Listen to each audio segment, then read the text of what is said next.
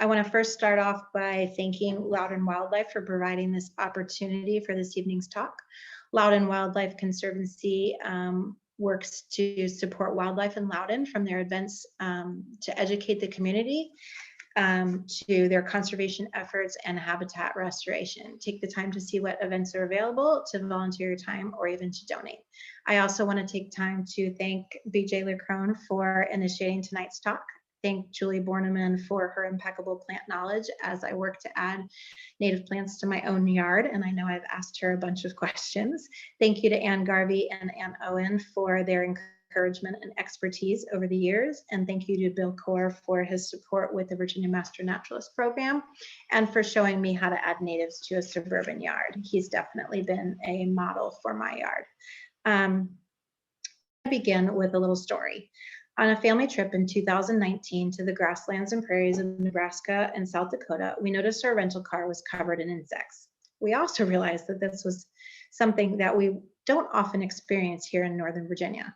I'd like you to take a look at the bottom right-hand corner, the Scottsbluff National Monument in Nebraska, and what do you notice? This is filled with native grasslands and prairies. Our area is filled with suburban lawns. We have 40 million acres of lawn in the United States, and that's greater than all of these national parks put together. The Great Smoky Mountains, Yosemite, Joshua Tree, Big Bend, Olympic Glacier, the Grand Canyon, Everglades, Yellowstone, Glacier Bay, Death Valley, and Denali. Think about a typical suburban street. They are often filled with expansive large lawns. A large lawn means decreased plant diversity, increased water runoff, loss of habitat, because there aren't very many places for wildlife to go, increased pesticide use to keep our grass looking nice and green, potential for invasives, and a biomass decrease, because again, there's not a lot of plant diversity and therefore not a lot of animal diversity. Take, for example, this Loudon neighborhood. In 1988, prior to development, this neighborhood was a rich, intact oak forest filled with wildlife and a supportive wildlife habitat. After development, the neighborhood experienced forest fragmentation. Small spots of forest can still be seen. You have up by the street there, the main road, there is a large stand of oak trees. There are pocket tree saves throughout the neighborhood, but mostly it is grass and houses. This increased lawn use means decreased habitat and increased opportunity for invasive plants during development. As a result of our development in Loudoun County, our pollinators are in danger. They're in danger from things like from pesticide use. They're in danger because of habitat loss, increased lawn, loss of host plants, invasive plants overtaking native plants. They're in danger because of climate change. And as gardens and habitat, we lack early spring and late fall blooming plants. And because we're doing such a great job of cleaning up our gardens, there's no place for wildlife to overwinter. Monarch butterflies have declined by 90% in the past 20 years, and 25% of bumblebee species are thought to be in serious decline. So what can we do? We can work together to increase biodiversity in our own yards by planting natives and using nature's models of the layered landscape approach. We can encourage our neighbors to plant natives. And I know there are several neighbors on this call, and I'm going to look to them to do some of the heavy lifting too. As a result, properties connect and help to act as stepping stones for wildlife. Habitats increased, insect biomass improves, and animal population improves. This is called reconciliation ecology, where we humans redesign our habitat to help accommodate other species.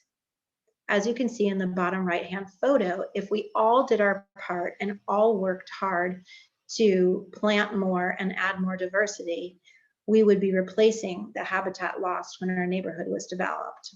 Well, that can't be done in a day, so what can we do today? There are small changes that we can make in our yard right now. We can work over time to plant natives, but you can pick a small spot to start. You can also work today to remove invasive plants. I know for ourselves, we had barberry and English ivy in our front yard, and we worked hard to get rid of those, enlisting the help of a friend to help with removal of the English ivy roots as they were persistent. We've worked to reduce and eliminate pesticides within our yards. We've transitioned from wood mulch to leaf mulch to help mimic what the forest floor looks like. We are working to mulch correctly and encouraging our neighbors to do the same. You'll take a look at this pop-up picture here and see a mulch volcano. Mulch volcanoes help to encourage the roots to wrap around the tree trunk. When you mulch correctly, you allow the root flare to be visible, keeping the roots going down into the soil instead of up and around the tree trunk. And you make sure that you mulch the same width as the tree's canopy. We can work to add water for wildlife, and a brush pile is an easy change we can make. We can work to reduce the lawn that we have. We can delay our fall cleanup, leaving flowers, grass seeds, and berries to feed birds over the winter, and we can leave the weeds to be habitat for hibernating insects. We can eliminate the use of the leaf blower on our property and opt for a rake instead. That's especially important in the spring when many birds are nesting. We can work to build plant diversity. We can follow Mother Nature and layer, layer, and layer. We can have something in bloom every season, especially spring and late summer and fall. And we can work to welcome wildlife instead of shooing it away. In the fall, I encourage you to leave the leaves. Leaves are not litter. They're actually food and shelter for butterflies, bees, moths, and more. You can see in my front garden bed, I have raked my leaves into the lawn, into the garden bed for the winter. Now, if you need a tidier approach, you can use a compost bin or a brush pile to place your leaves. On the next slide, I want you to look closely at the stem. You'll see a small solitary carpenter bee nesting in the plant stem and leaf litter.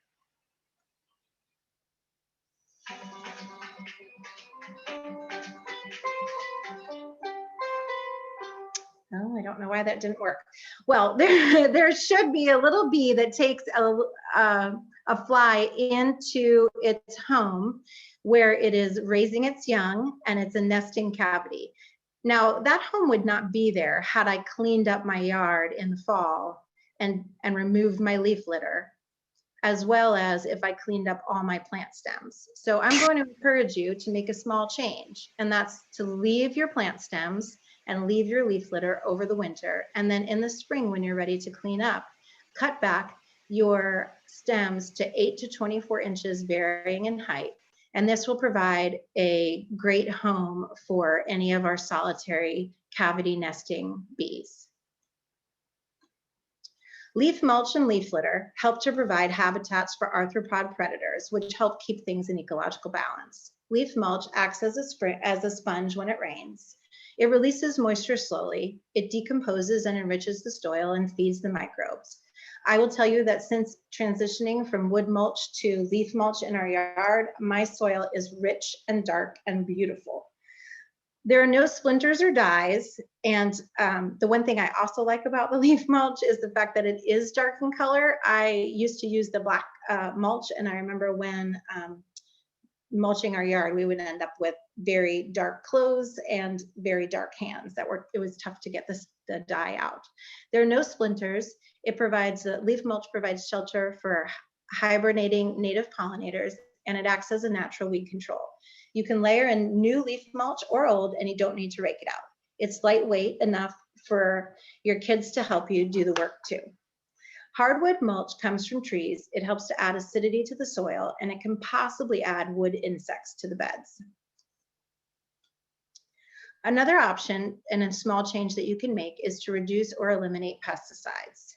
You can plant to decrease weeds. If you notice in the photo on the right, an old neighbor planted enough native plants along his fence line that the weeds had no place to take root.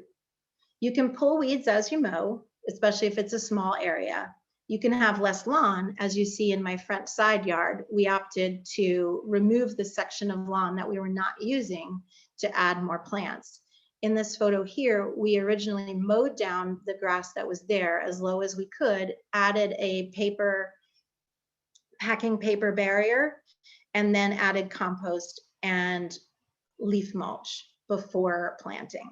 You can try organic pest control, or you could simply leave the weeds, and that's to the point where we've gotten now. So you've heard me talk about native and invasives. What are native plants? Native plants have evolved within a specific region and dispersed throughout their natural range. Native plants provide food and shelter for native animal species. Non-native plants, well, they were introduced by humans on purpose or accidentally. Think potatoes and wheats and tulips. They often don't spread outside of cultivation. Invasive plants have been introduced, and they have been known to cause health, economic, and ecological harm in their new range. Think driving on I-95 down south, and you'll think kudzu all along the roadside. Think English ivy along George Washington Parkway, and think bamboo in Great Falls. Take a look at this field and this berm. Both are filled with invasive plants. What do you notice? The top photo is autumn olive, and the bottom photo are Bradford pears. So what makes these invasives so bad? Well, they lack natural predators to keep population in control. They grow rapidly and crowd out the natives. You can see here that they are definitely growing rapidly. There are more calorie pears and autumn olives in these fields and on this berm than any other plant. They leaf out early and keep their leaves late. If you look behind the berm by the calorie pear and Bradford pears, you will see there's a willow oak back there, and that is still yet to leaf out. They produce large amounts of viable seeds, especially the autumn olive, and can quickly fill fields. You'll notice that if you take a visit to Banshee Reeks, they're working really hard to get rid of the autumn olive there. They thrive in disturbed areas. They tolerate a wide variety of conditions. They damage property. Think your English ivy. They don't support native butterfly and moth species, therefore helping support the collapse of the food web. They reduce habitat for native species. It decreases biodiversity and contributes to the introduction of non-native animals. There are more than just autumn olive and Bradford pear that are on the top of the invasive plant list in Northern Virginia. On the bottom right-hand side, you'll see some of our worst offenders: the Norway maple, barberry, bamboo, liriope, the list goes on. Plant Nova Natives encourages the replacement of those with these native alternatives. A great website, which is going to be linked into an email that will be sent to you after this presentation, is from the Master Gardeners of Northern Virginia. They have a tried and true native plants to replace invasive plants, and on their website, which again will be provided, you can see the bad offender of the invasive plant and what the problems are with it and the known damage that it causes. But some of these invasives do have desirable characteristics that make people want to plant them, like the butterfly bush. Butterfly bush is known to support a lot of butterflies, despite being invasive. So what can we plant instead? And this website does a great job of giving us suggestions. Well, my neighbor had a really nice plant that I did find desirable. I liked its fall color, and I liked its size, and I liked how it welcomed guests up to the front of their house. But this was a non-native, and I know that it was, it stemmed from the invasive Nandina. Now, if you look to the left, you'll find that this invasive Nandina has toxic berries, and these berries can harm wildlife, especially cedar waxwings. That's what makes this invasive so bad. So I didn't want to add either of those to my yard, but I did really like the fall color. So I went on the hunt for a native plant that would give me the size and shape and colorful fall welcome that I wanted for my yard. And I found Itea Virginica, Little Henry. This provides flowers in late spring for pollinators and seeds for wildlife. So I was getting a lot of benefit with one small plant. So why plant natives? Natives are low maintenance. They're hardy and they can work within our temperature and weather conditions. Since they're native, they don't require as much water and they've adapted to our local climate. They are long-lived in their location. They're in balance with nature because they help to support the nature around it. They're less susceptible to disease and pests, and they're beneficial for stream health. They are, however, not invasive when they are planted at home. So if we take a native plant that may be native to another area of the US, outside of its native range and plant it here, we may not be making the right choice and we may be causing that plant to exhibit some of those invasive qualities. And a native can support native wildlife. 96% of terrestrial birds raise their young on insects. So native plants are important. Did you know that it takes thousands of caterpillars to raise one clutch of baby birds? Caterpillars are important elements of the food chain, and they need native plants to survive. Why does the number of butterfly and moth species a plant supports matter? Well, it's an important element within our food chain. Think back to that baby chickadee and what it needs to eat. Butterfly and moth species are pollinators and very important. They provide, caterpillars and butterflies and moths provide natural pest control. Areas rich in butterflies and moths are also rich in other invertebrates. They are strong indicators of environmental health as they are sensitive to pollutants and chemicals and changes in the environment. Did you know that more than 90% of butterfly and moth caterpillars only eat a particular native plant or group of plants? Think your monarch and milkweed. One would not be able to survive without the other. Doug Talamay's chart illustrates it best by showing plants that are key to wildlife survival, like oaks. Doug Talamay says, if you can only plant one thing, plant an oak. So as you take a look here, this is a great slide and a great chart. It shows you which plants are the most beneficial to supporting wildlife, but it's also important in your yard to have diversity so that you can support a large variety of wildlife. We do have powerhouse pollinator plants like the goldenrod and asters, and we have powerhouse trees like our oak, black cherry, willow, and birch. Well, you may be thinking, wildlife is eating our plants for survival. Well, how does that look in my yard? Well, I'd like you to take a look at my Viburnum dentatum, the blue muffin cultivar. Take a look closely. You'll see that the plant looks pretty good, but there's a whole lot going on and it's supporting a lot of wildlife right here. I'm going to share with you a native plant website. The National Wildlife Foundation has created this great native plant finder where you plug in your zip code and it gives you a list of native species within your area, from trees to shrubs to perennials. And then it also tells you the number of butterfly species that plant supports. So you can figure out, are you making the most thoughtful choices for your yard and are you supporting the most wildlife?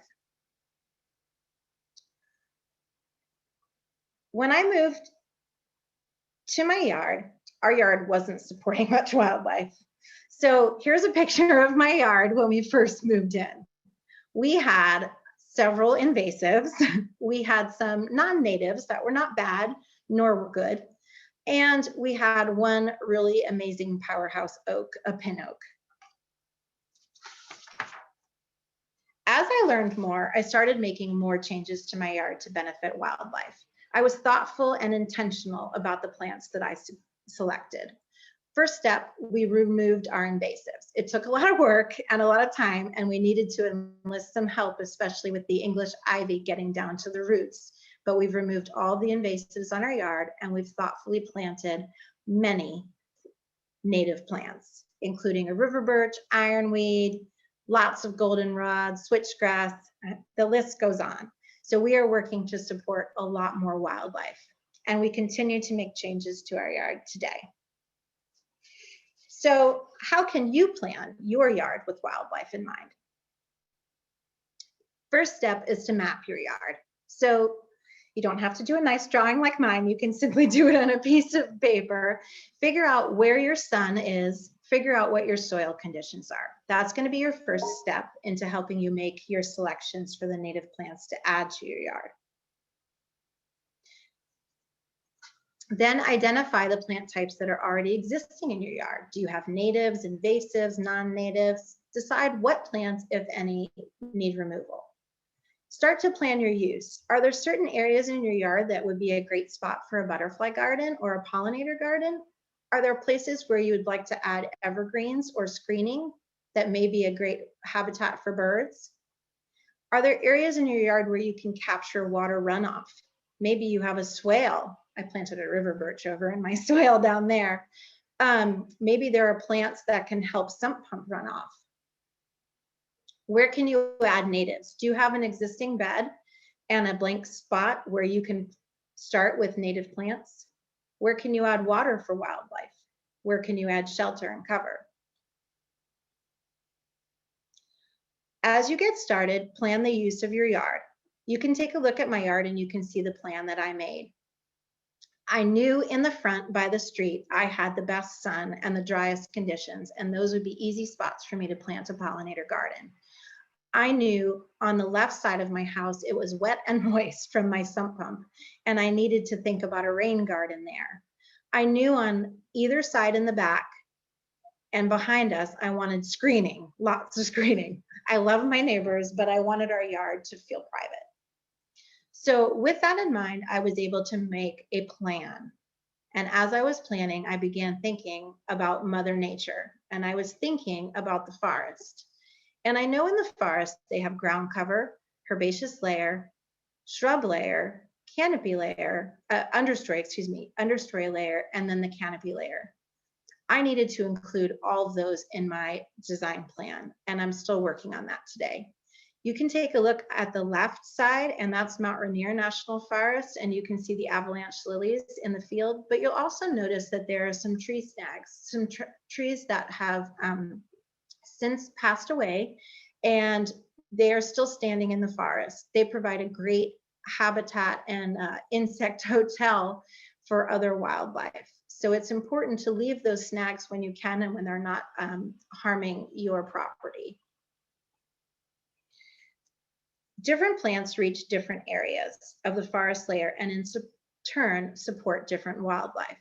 You'll notice the canopy, above the canopy is where our hawks and swallows and vultures, they will be nesting at our highest spots.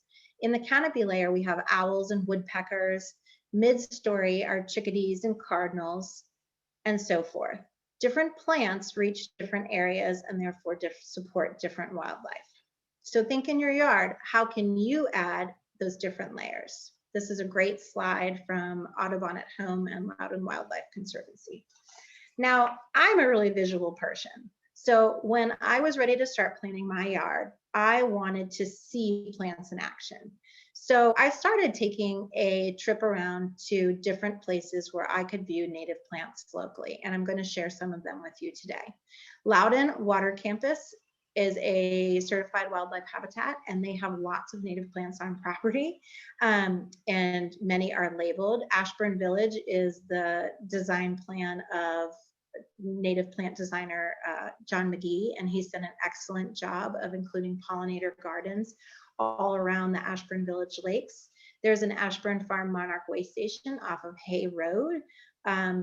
Oya Simpson, who is with Piedmont Environmental Council, has done a great job of designing a Broadlands native plant demonstration garden, and I believe things are labeled, but it's been a little while since I've been there, but that's a great spot to look. Ida Lee is another great spot. Crossroads United Methodist Church is a newly certified wildlife habitat. So if you want to take a look over there, this is our son's school butterfly garden, which is another great spot to see native plants like goldenrod and aster in action. Meadowlark Gardens, they're doing a great job of adding more natives to their property.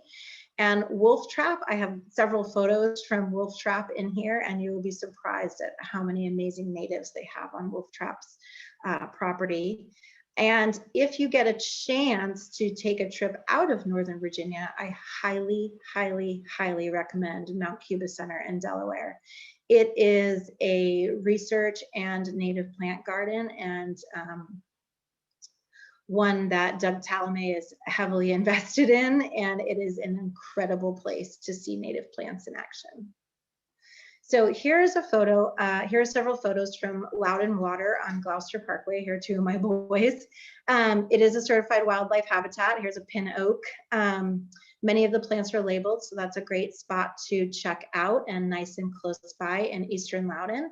The Smithsonian National Museum of Natural History, outside they have native plant gardens, which are extremely well labeled, as well as having informational signage there. So it's a really neat spot if you're heading down into DC at all, to go take a walk around there and see native plants in action. Here is one of the plantings around one of the Ashburn Village lakes that John McGee has designed in Alder Lake. And here are a few pictures from Wolf Trap. In front of the filing center, there's a really beautiful prairie area where they have a nice meadow with tons of sun-loving native plants. There are rain garden plants up in another spot, and then behind the filing center, there is a really pretty shade garden that's well labeled and well signed, and this is a button bush right here. So as you think about adding natives to your yard, think about small changes. Are there places where you can add natives to an existing bed? You'll notice a neighbor in my neighborhood added butterfly weed to the front of her existing plant bed, and she also created mailbox planting, 2 small areas without overhauling her yard. Another neighbor added native plants to a fence line. And that same neighbor also included native plants on a stepping stone walkway from the front yard to the backyard. And you can see these really pretty spring blooming columbine, geranium, and green and gold ground cover. You can add to existing spaces as I have done. This bed was originally just a crepe myrtle, nothing else, a crepe myrtle and mulch. And I have since added a few shade-loving plants behind the crepe myrtle and some sun-loving plants in the front. You can see coreopsis here, some purple coneflower, the native hydrangea, and then I will admit I do have an infatuation with the non-native, non-wild hydrangeas, so you will find them interspersed within my yard because it's a soft spot in my heart. I really like them. Doug Talamay says it's important to have 70% native plants in your yard in order to support wildlife, so I do have a few plants in my yard that are just for me. Here's another bed that I've added to that has beard tongue and another native hydrangea and the straight species Monarda and mountain mint right there. So maybe you are more ambitious and ready to overhaul a landscaping bed. So here's our front yard. Here's what it was before. We have yews and Asian azaleas, and we have, I think it's creeping juniper, which is native, I believe, to North America, but the far reaches in Canada. So none of these were really at home in my yard, so to speak. So we began making some changes. I did want the hydrangeas for myself, but I also knew that I needed to support wildlife in my choices too. So we added Itea Virginica to the front. We've added Blue Star. And I also added on the other side of the Blue Star, there's New Jersey tea. And then I'm still planning what to add in the front of my sweet spire. And I'm debating allium or the geranium or the dwarf liatris. So I'm trying to be thoughtful and purposeful, and I definitely make my plans before I do my planting. And you can see that digging in Ashburn is not easy. We pulled out a lot of big rocks. Well, you can also ask yourself, do you really need all of that lawn? So we knew on the left front side yard, that was not an area that we were using. So we planted a red maple, we planted blueberry, we planted summer sweet, we planted butterfly, swamp milkweed, we planted butterfly weed, we planted native grasses, and many more. We planted goldenrod and asters. And then our right front side of the yard, we use the grass in that area because it's the flattest spot that we have. So we definitely needed that, but we didn't need all of it. So we set about adding to the bed and thinking, what kind of shapes did I want? I knew I wanted a small tree, not to compete with the oak, and I needed some evergreen shrubs. And then I wanted something along the fence line with a little bit of color. So I am very visual. So I did my little sketch on my phone. And then I went about planting. So as you can see, we added a serviceberry, which supports 100 butterfly and moth species. We added inkberry, which supports 46. And we added golden Alexander. And you can see a black swallowtail caterpillar right here on the golden Alexander. If you have a small yard, don't despair. There are many things you can do. I want you to take a look at what my incredible neighbor, Michelle Went, did and achieved with a small townhouse yard. In this spot was originally a jungle gym, and she decided to create a pollinator garden to help support monarchs. We worked together and came up with a plan and mapped out what it would look like in summer in full bloom and in spring, and then what kind of winter structure would there be? And here's a picture of her and her daughter. After she created this incredible monarch way station, and she's now a proud monarch mama. You can see some of the caterpillars that she raised over the summer and into the fall. She's done a really incredible job of supporting wildlife in a small space, and you can too. Well, maybe you're saying these are all great ideas for sunny yards, but my yard is completely shaded. Well, no worries. There's a native plant for every site, every soil, sun, and size spot. Take a look at Wolf Trap and you will see some cardinal flower in the red. You will see turtle head below it. You will see the native hydrangea. You will see a ground cover sedum stonecrop, which mine's in bloom right now in my yard, and you will see the button bush. Take a look at a shady backyard plan I designed for a neighbor. The key here is to layer and to make sure that you are planting plants for the right soil and the right sun and the plants for the right size space that you have. I knew when I took a look at her yard that she has dense shade along the backside and her part sun is along the bottom, the right corner and the bottom.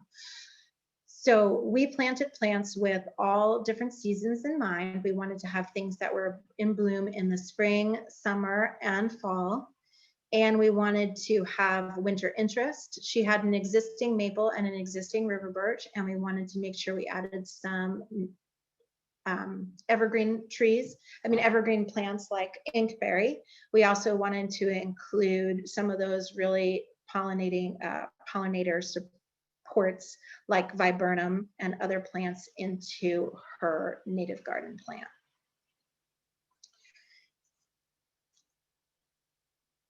As our climate changes, where summer lingers into fall and spring often comes early, we want to be sure we have plants that bloom early and ones that bloom late. So as you can see here are some beautiful spring ephemerals like bluebells and trout lily. and red bud, and even our red maple provides for our early spring pollinators that are quick to emerge. And then in late fall, it's really important to have those long-lasting flowers that will last until our first frost, like goldenrod. And our mountain mint is long-lasting, beginning late spring, midsummer, and continues on for a really long time. So this is a great informational slide, and here's another beautiful photo of one of Michelle's monarchs right there.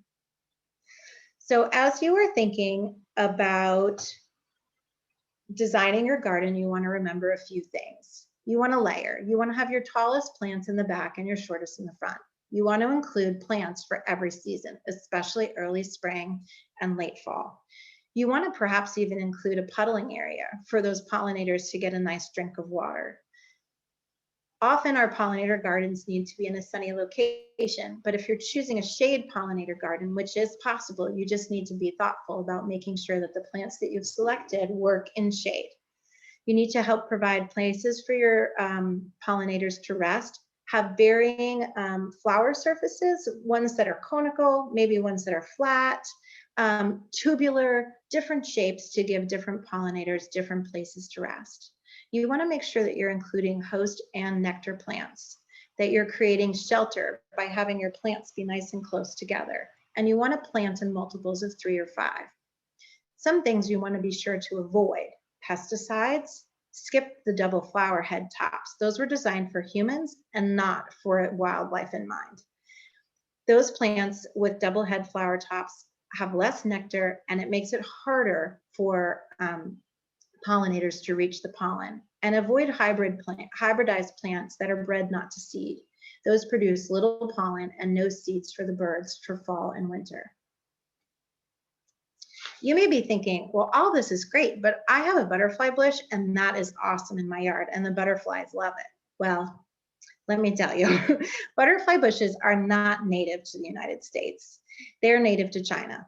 The host plant, it only hosts one caterpillar species, and that's the Bedelia Budwear moth found in urban areas of California.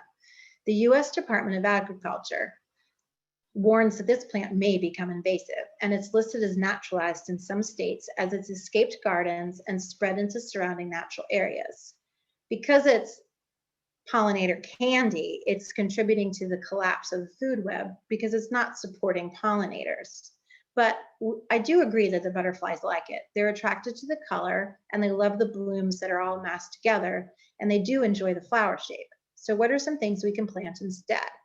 Well, mountain mint is known to be a pollinator powerhouse. Buttonbush has a really interesting globe-like flower, and sweet pepper bush offers the same flower shape that butterfly bush has. Well, why do I need a host and nectar plant? Our butterflies and moths need host and nectar plants in our garden. The host plant, it supports the butterfly life cycle. It's where the butterfly lays its eggs, and it provides food for those newly emerged caterpillars from those eggs. And there's a specific butterfly plant relationship. So that host plant is super helpful for that, is necessary for the host plant. The butterfly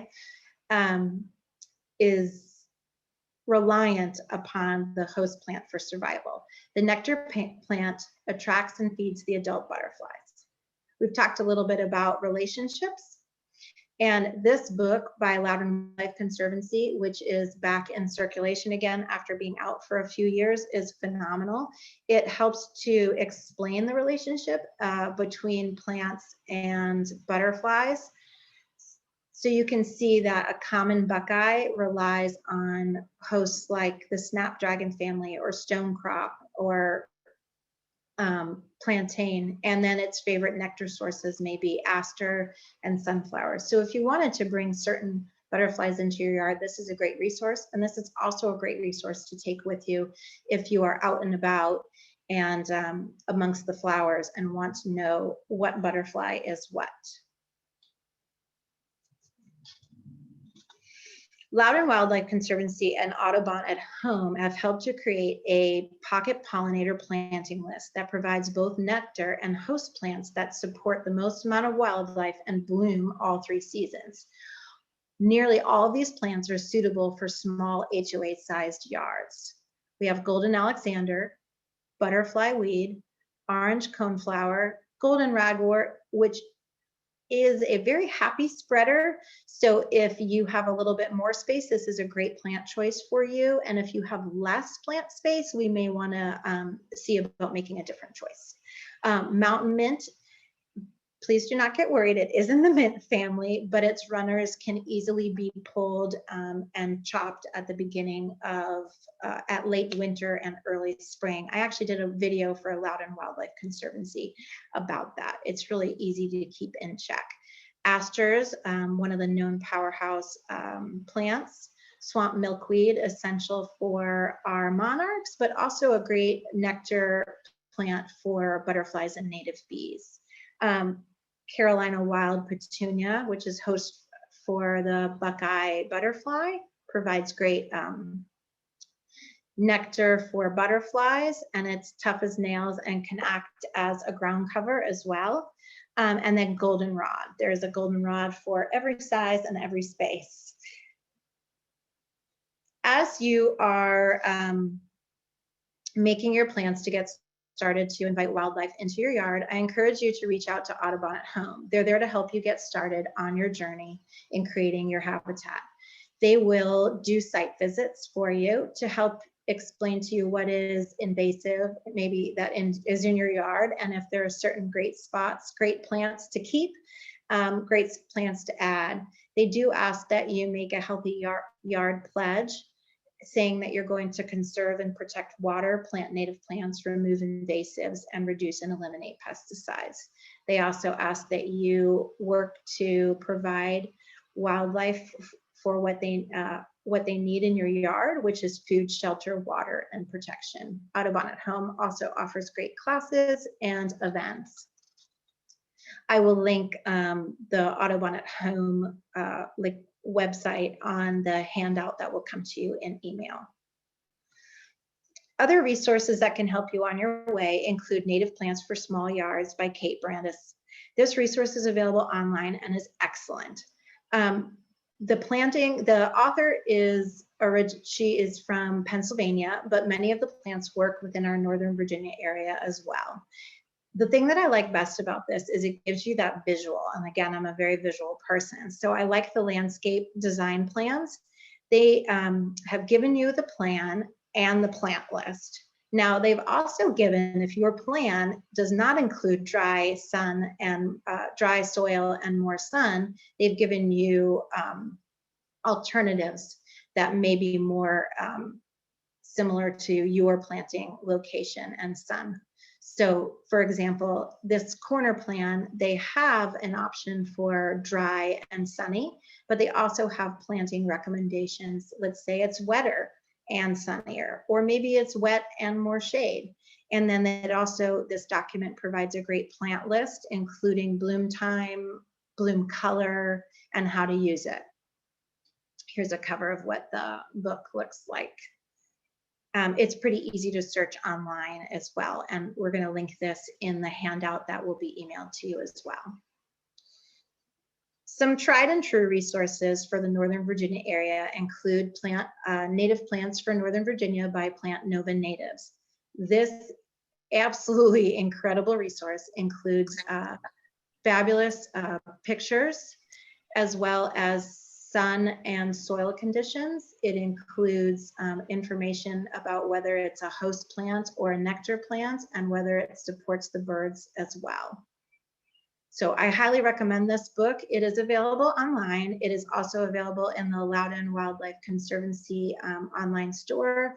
Watermark Woods, I believe, carries it out in Hamilton. And I want to say that even Wild Birds Unlimited in Ashburn carries it as well. I had the opportunity to hear Heather Holmes speak, and her book on pollinators of native plants is incredible to learn about the relationship between plants and pollinators. It gives an incredible amount of information about the native range, the bloom time, the flowering period, and then highlights different pollinators that use that plant, both for the nectar and for host plants. So it's a really, if you want to learn more about plant and pollinator relationships, I strongly recommend that book. And then of course, anyone that is working on bringing nature into their yard should read Doug Talamay's book, Bringing Nature Home. On the handout, I'm also going to include a link of an article from someone that recently went to one of his talks and had a great synopsis of his message from the book. So I highly recommend that as well, and that will be included in the handout. As you're ready to plant, look at local plant sales. Loudon Wildlife Conservancy just had theirs, but there are several more up and coming in the Northern Virginia and Virginia area. That will also be included in the handout that will be sent to your email. In addition, we are fortunate to have several native plant nurseries, Nature by Design, Watermark Woods, Hill House, Earth Sangha. And let's say you need the help of an expert. There are some native plant specific designers and landscapers. Unfortunately, Susan Abraham is no longer in the area, so I wouldn't use that one, but the other ones are still local. Now, as I wrap up, you may be saying, all this is great, but I'm still a little hesitant because natives seem messy and unkept in certain places. Well, I need to assure you that there's a native for every spot, shape, size, and soil. In my front yard, I wanted it to be very structured.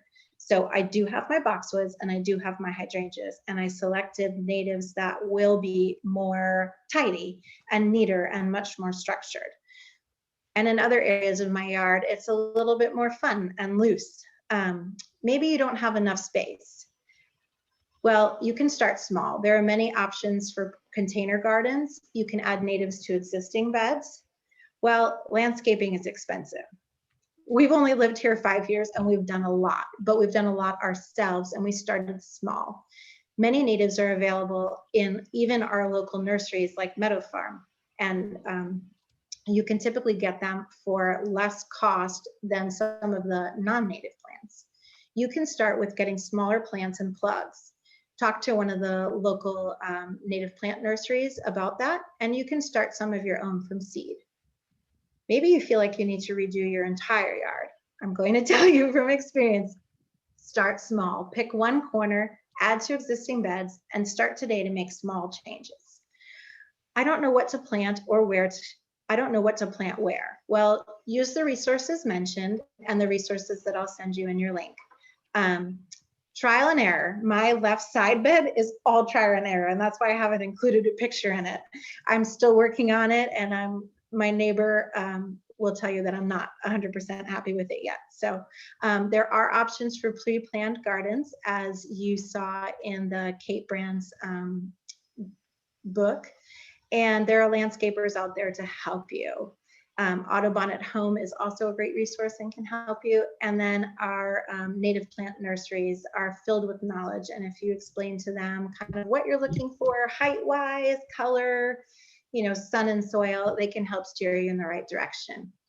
Well, maybe you have kids at home and you're thinking, all this seems really great, but I'm worried inviting wildlife into my yard includes bees and that the bees will sting my children. Well, I need to tell you not to be afraid of native bees.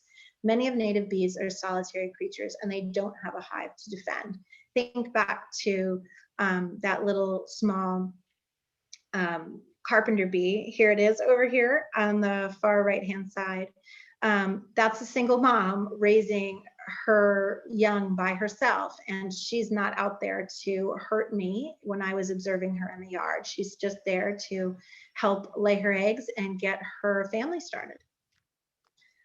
Well, and as I end, I want to show you some of the pictures of critters in my yard, and want to say, if you plant it, they will come.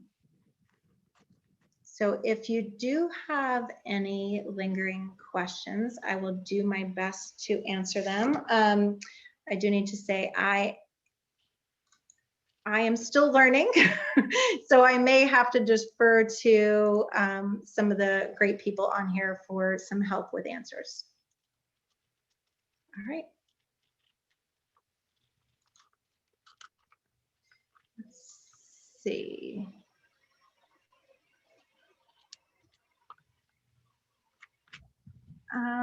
Any questions? If you guys want to put them in the chat. Oh, here we go. Oh, I'm so glad to hear that people are inspired. Oh, and thank you for the compliments. Yeah, my goal is to just make this tangible. You know, there's so many times we think about natives and we think we have to do our whole yard, and I want everyone to know what you can do to start small.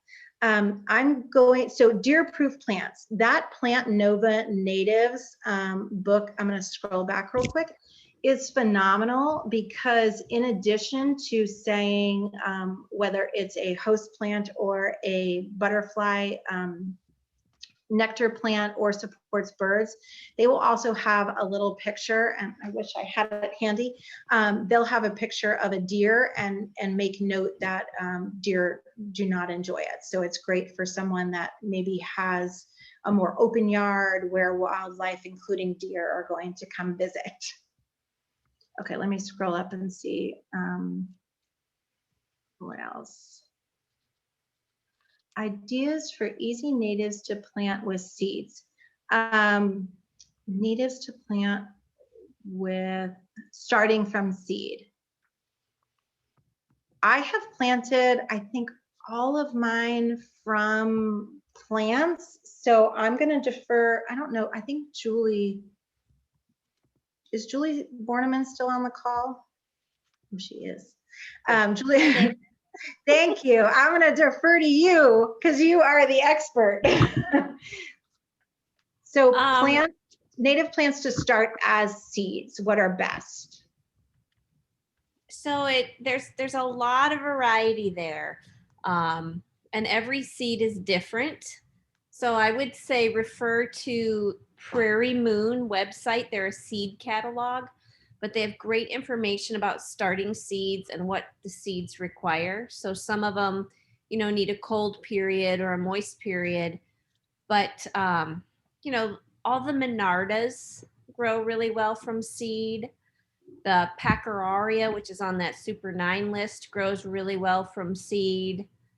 And some things grow really well from seed depending on what time of year you plant them. Like Baptisia grows great from seed if you start it in the fall, but if you start it in the spring, it requires a little more care to get started. So every seed is different, but you know, even milkweed is not too hard to start. And BJ does a great winter sowing. And so she's a great resource for starting seeds in the fall and just leaving them outside in a milk jug. And I'm sure she could tell you a good list as well, because she's had a lot of success with that. Yeah, we have a YouTube recording for winter sowing out there on our channel too. So check that out.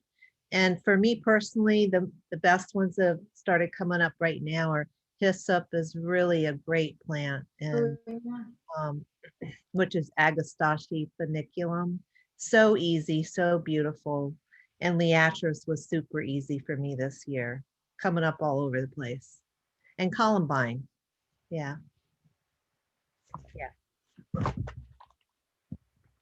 Let's see. And then a few natives to plant for shade. I wanted to compile a list of some natives for shade, and I'll include that. Maybe BJ, we could wait to get the handout until later tomorrow so that I can create a list for that, because I was thinking that that would be important for folks too. Yeah.